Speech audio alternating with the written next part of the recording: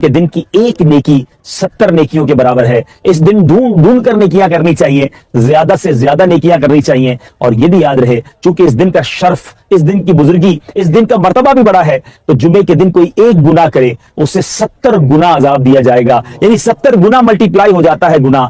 تو ہمیں سوچنا چاہیے بالخصوص ساری زندگی گناہوں سے بچنا ہے, مگر شب جمعہ اور جمعہ کا دن گناہ نہیں کرنے بلکہ خوب عبادت کرنی ہے. الحمدللہ شب جمعہ دعوت اسلامی نے کتنا اچھا مدنی کام میں عطا فرما دیا ہے کہ ہر شب جمعہ ساری دنیا میں دعوت اسلامی کے ہفتہ وار سنت و بڑے اجتماع ہوتے ہیں, وہاں دعائیں بھی مانگی جاتی ہیں, ذکر و اذکار بھی ہوتے ہیں. تو وہ رات دعوت اسلامی کے مدنی مرکز میں اپنے قریبی مدنی مرکز میں گزارنے کی نیت کر لیجئے, اور جمعے کا دن جمعہ کی نماز ادا کیجئے, خوب عبادتیں کیجئے, تلاوت قرآن کیجئے. اللہ تعالی ہم سب کو آج کے دن کی برکت عطا فرمائے. حضرت سیدنا اوس بن اوس رضی اللہ تعالیٰ عنہ سے روایت ہے کہ میں نے نبی پاک علیہ الصلوۃ والسلام کو فرماتے ہوئے سنا, جس کسی نے جمعہ کے دن اچھی طرح غسل کیا اور صبح سویرے بیدار ہو کر مسجد کی طرف پیدل چلا, کسی سواری پر سوار نہ ہوا, امام کے قریب ہو کر بیٹھا اور اس کا جو خطبہ ہے وہ توجہ کے ساتھ سنا اور کوئی لغو بات نہ کی, اس کے ہر قدم پر چلنے پر ایک ایک سال کے روزوں اور نمازوں کا اسے ثواب ملے گا. جمعے کے دن کو خاص طور پر اہتمام کے ساتھ گزارنا چاہیے. اس کو یوم عید کہا گیا, یہ تمام دنوں کا سردار ہے. جمعے کے دن کی اتنی برکتیں ہیں کہ کوئی جمعہ کے دن انتقال کر جائے تو اس کو قبر کے منکر نکیرین کے سوال و جواب سے آسانی اور عذاب قبر سے نجات مل جاتی ہے. ہمارے بزرگان دین, ہمارے اسلاف جمعے کے دن ڈھونڈ ڈھونڈ کر نیکیاں کیا کرتے, مگر آج ہم نارمل طریقے سے جمعہ گزارتے ہیں. جمعے کے دن بھی معاذ اللہ گناہوں کا سلسلہ ہوتا ہے. یاد رہے جہاں جمعہ کا دن اس قدر مبارک ہے, وہاں جمعہ کے دن اگر کوئی گناہ کیا جائے تو اس گناہ کو بھی 70 گنا کاؤنٹ کیا جاتا ہے. تو کبھی بھی شب جمعہ, جمعرات کی رات, ویسے تو کبھی بھی گناہ نہیں کرنا چاہیے, مگر اسپیشلی جمعرات اور جمعے کو زیادہ احتیاط اور زیادہ نیکیاں کرنے کی عادت ڈالیں. یعنی اگر اعلان ہو جائے کہ ہفتے میں ایک دن ایسا ہوگا جو جتنا کمائے گا اس کو 10 گنا کر دیا جائے گا, اس دن کتنا کام کریں گے ہم؟ ارے ایک دن میں 10 گنا ملٹیپلائی. تو جمعے کے دن ایک نیکی 70 نیکیوں کے برابر. مثال کے طور پہ آپ نے 2 دن بعد کوئی نیکی کا کام کرنا تھا, آپ نے کسی کی کوئی مدد کرنی تھی, مسجد میں کچھ رقم دینی تھی, کوئی بھی نیکی کا کام کرنا تھا, کوشش کریں وہ جمعے والے دن پہلے کر لیں تاکہ 70 گنا اس کا جو ہے وہ ثواب مل جائے. برسوں ہو گئے جمعہ پڑھتے ہوئے, امام صاحب خطبہ دیتے ہیں جمعہ کا. اب ہم لوگ عربی تو جانتے نہیں اور نہ جاننے کی کوشش کرتے ہیں. کبھی سوچا یہ جو خطبہ دیا جاتا ہے اس میں ہمارے لیے کیا کیا میسج ہوتا ہے؟ آج انشاءاللہ جمعے کے خطبہ رضویہ کے چند مدنی پھول پیش کرتا ہوں کہ یہ بار بار آپ نے الفاظ سنے ہوں گے, کئیوں کو خطبہ یاد بھی ہو گیا ہوگا, لیکن کیا کہتے ہیں امام صاحب یہ سمجھ نہیں آتا. حالانکہ ہمیں اس کا ترجمہ ماشاءاللہ کتابوں میں ملتا ہے, پڑھے تو صحیح کہ کون سا میسج ہے جو گویا ہر جمعے ہمارے لیے دہرایا جاتا ہے. میں چند انشاءاللہ جمعے کے خطبے سے مدنی پھول پیش کرتا ہوں اور سنیے کتنے خوبصورت الفاظ میں ہر جمعہ ہمیں کیا یاد دلایا جاتا ہے. جمعے کے دن اعلان ہوتا ہے, اوصیکم ونفسی بتقوی اللہ عز وجل فی السر والاعلان. خطبہ دینے والا کہتا ہے وصیت کرتا ہوں تم کو اور اپنے نفس کو پرہیزگاری کی, اللہ عز و جل کے لیے تنہائی اور لوگوں کے سامنے. فإن التقوی سنام ذر الایمان, اس لیے کہ پرہیزگاری ایمان کی انتہائی بلندی ہے. ہمیں تقوی کا درس دیا جاتا ہے, لوگوں کے سامنے بھی اکیلے میں بھی اللہ سے ڈرنے کی بات کی جا رہی ہے, اور فرمایا گیا کہ پرہیزگاری ایمان کی انتہائی بلندی پر ہے. اور آج ہمارا کیا حال ہے؟ ہم نہ لوگوں کے سامنے گناہوں سے باز آتے ہیں, نہ اکیلے میں گناہوں سے باز آتے ہیں, نہ لوگوں کے سامنے اللہ سے ڈرتے ہیں, نہ اکیلے میں رب سے ڈرتے ہیں. ابھی جو مذہبی حلیے والے لوگ ہوتے ہیں وہ لوگوں کے سامنے تو شرم کر لیتے ہیں کہ چلو کوئی دیکھ نہ لے, کسی کو پتہ نہ چل جائے, مگر سوچئے جب اکیلے میں ہوتے ہیں, ہماری خلوتیں ہوتی ہیں, اس وقت ہمارا حال کیا ہوتا ہے؟ آج بڑا بھائی نہ دیکھ لے, میرا دوست نہ دیکھ لے, میری عزت کرنے والا نہ دیکھ لے, اس بات کا تو خیال ہے, مگر تنہائی میں جب دروازہ بند ہوتا ہے اس وقت یہ خیال کیوں نہیں آتا کہ رب دیکھ رہا ہے, اللہ دیکھ رہا ہے. اے میرے میٹھے اور پیارے اسلامی بھائیوں, جس سے سب سے زیادہ شرم کرنی چاہیے تھی وہ دیکھ رہا ہے, اور ہم اس وقت بے شرمیاں کرتے ہیں, اس وقت گناہ کرتے ہیں. اے میرے میٹھے اور پیارے اسلامی بھائیوں غور کیجئے, یہ کتنی بری بات ہے کہ رب دیکھ رہا ہو اور بندہ اسی کی نافرمانی کر رہا ہو. امام اہل سنت مولانا شاہ امام احمد رضا خان علیہ رحمت الرحمان کیا خوب فرماتے ہیں, چھپ کے لوگوں سے کیے جس کے گناہ, یعنی جس کی نافرمانی کر رہے ہو چھپ کے لوگوں سے کیے جس کے گناہ, وہ خبردار ہے کیا ہونا, وہ تو دیکھ رہا ہے. اور اگر وہی ناراض ہو گیا میرے بیچے اسلامی بھائیو, ہمارا کیا بنے گا؟ خدارا آج مبارک دن اور مبارک مہینہ ہے, اپنے اندر یہ احساس پیدا کیجئے کہ اللہ دیکھ رہا ہے, اور جس کا یہ احساس اجاگر ہو گیا اس کو انشاءاللہ گناہ سے بچنا بڑا آسان ہو جائے گا. ایک بار ایک شخص, کتابوں میں لکھا یہ واقعہ, اس نے ایک عورت کو گناہ کے ارادے سے پکڑا, ہاتھ میں خنجر تھا, لوگ جمع ہو گئے, لیکن وہ بدماش تھا, اس سے چھڑانے کی ہمت کسی میں نہ تھی.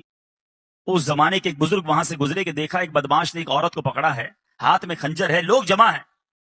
بزرگ قریب تشریف لے گئے اور اس کے کان میں کچھ فرمایا. ان کا کچھ فرمانا تھا کہ وہ بدماش جو تھا, وہ گناہگار تھر تھر کانپنے لگا, ہاتھ سے وہ خنجر بھی گر گیا, عورت بھی چھوٹ کر چلی گئی, دھڑام سے گرا, بے ہوش ہو گیا. لوگ جمع ہو گئے, کہنے لگے تمہارا تو بڑا کر و فر تھا, تم تو بڑے جری, کسی کو جواب نہ دیتے, تم سے کوئی بات نہ کر سکتا, اتنا ڈرتے تھے لوگ تم سے, ایسا کیا ہوا کہ تم بے ہوش ہو کر گر گئے؟ وہ بدماش کہتا ہے پہلے یہ بتاؤ وہ تھے کون جنہوں نے میرے کان میں کچھ کہا؟ کہا وہ تو زمانے کے فلاں فلاں ولی تھے. کہا انہوں نے میرے کان میں آ کر صرف یہ کہا کہ جو تم اس وقت کر رہے ہو وہ اللہ دیکھ رہا ہے.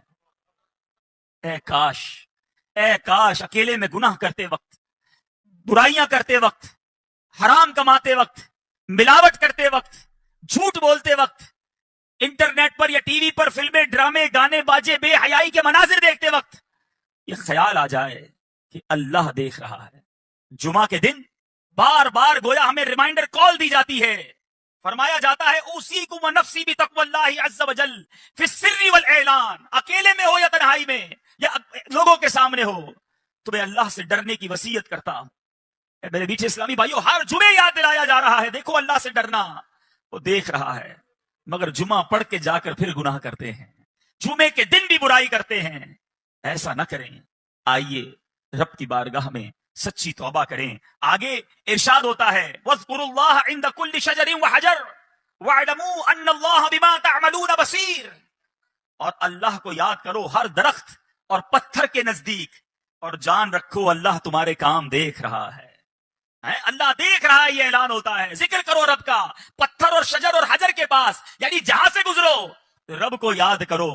مگر ہمارا حال یہ ہے, ہم جدھر سے گزرتے ہیں وہاں رب کی نافرمانی کرتے ہیں. کتنے گواہ بناؤ گے؟ کون سی جگہ ہے جو ہمارے گناہ کی گواہ نہیں؟ ارے ہمارے بزرگ تو وہ ہوتے جدھر سے گزرتے ادھر عبادت کرتے, جس جگہ سے گزرتے مسجد دیکھتے کہتے اس میں بھی 2 رکعت نفل پڑھ لوں, مسجد میں جاتے چاہتے ہر ستون پر 2 رکعت پڑھ لوں تاکہ یہ جگہ گواہ ہو جائے. ایک بزرگ کے بارے میں آتا ہے, ایک جگہ سے گزرے, واپس آئے, پھر گزرے. لوگوں نے کہا حضور آپ ابھی تو گزر کر گئے تھے. کہا میں اس سڑک سے گزر تو گیا, مگر خیال آیا اس سڑک پہ گزرتے گزرتے اللہ کا ذکر نہ کیا تھا. میں چاہتا ہوں جس راستے سے گزروں وہ راستہ میرے ذکر اللہ کا گواہ بن جائے. سوچو ہمارے بزرگ تو یہ چاہتے تھے, مگر ہمارا حال ایسا ہے کہ جس راستے سے گزرتے ہیں اس راستے کو گالیوں کا گواہ بنا رہے ہیں.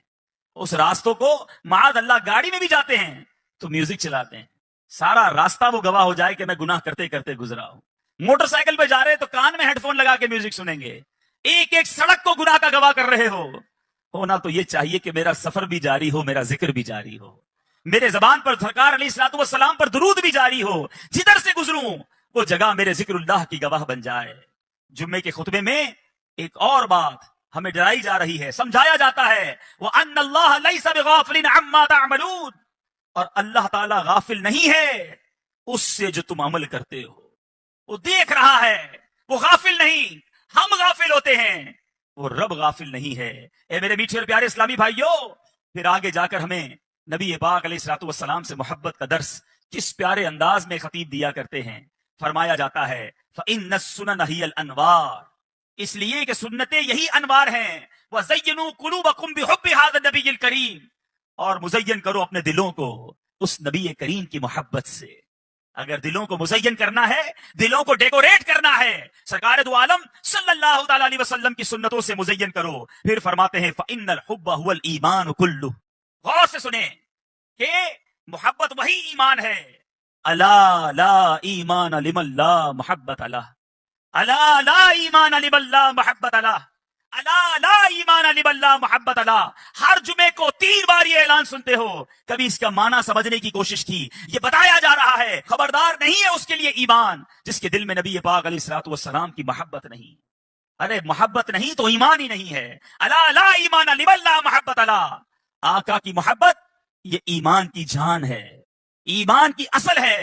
اگر نبی پاک علیہ الصلوۃ والسلام سے محبت نہیں، اس کا ایمان ہی مکمل نہیں ہے۔ اور یہ بات فقط اس خطبے میں نہیں بلکہ بخاری شریف کی حدیث ہے۔ میرے آقا مدینے والے مصطفیٰ صلی اللہ تعالی علیہ وسلم فرماتے ہیں لا یؤمن احدکم حتی اکون احب الیہ من والدہ وولدہ والناس اجمعین۔ میرے آقا فرما رہے ہیں تم میں سے کوئی اس وقت تک کامل مومن نہیں ہو سکتا جب تک میں اس کے نزدیک، اس کے والد، اس کی اولاد، بلکہ تمام لوگوں سے زیادہ محبوب نہ ہو جاؤں۔ یہ ایمان کی اصل ہے میرے پیچھے اسلامی بھائیوں۔ ہم بھی نعرہ لگاتے ہیں غلامی رسول میں موت بھی قبول ہے، نہ ہو جو عشق مصطفیٰ تو زندگی فضول ہے۔ بڑا بہترین نعرہ ہے، اور یہی بات ہمیں حدیث بھی سکھا رہی ہے۔ زندگی فضول ہے اگر واقعی نبی پاک علیہ الصلوۃ والسلام سے محبت نہیں، مگر اپنے دل پر ہاتھ رکھ کر پوچھو کہ کیا واقعی محبت ہے یا خالی نعرہ ہی ہے؟ محبت ہوتی تو میں ایسا ہوتا، واقعی سچی محبت ہوتی تو میرا ایسا کردار ہوتا کہ آقا فرمائے کچھ اور میں کروں کچھ۔ ارے جس سے محبت ہوتی ہے اس کی ہر بات سے بھی محبت ہوتی ہے، اس کی ہر ادا سے بھی محبت ہوتی ہے۔ دیکھو محبت کی تو صحابہ کرام نے کی، کیسی محبت کی کہ آج سنتے ہیں تو ایمان تازہ ہو جاتا ہے۔ قرآن مجید فرقان حمید میں ہمیں سمجھایا جا رہا ہے کہ اگر رب عز و جل کی طرف سے برکتوں کو پانا ہے، رحمتوں کو حاصل کرنا ہے، قرآن کہتا ہے قل ان کنتم تحبون اللہ فاتبعونی یحببکم اللہ ویغفر لکم ذنوبکم واللہ غفور الرحیم۔ اے رسول فرما دیجئے اگر تم لوگ اللہ سے محبت کرتے ہو تو میری اتباع کرو۔ محبت اللہ سے